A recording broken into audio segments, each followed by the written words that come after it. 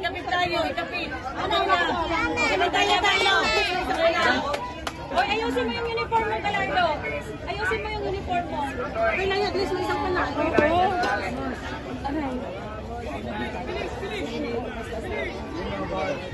Lalo na kayo na-escora, nagpalit kayo ng ano ng goalkeeper.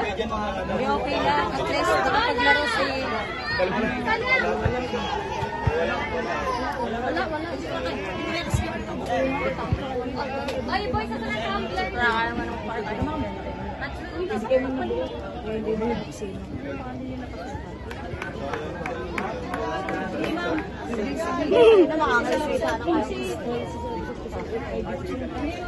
Kung si Bayan na yan,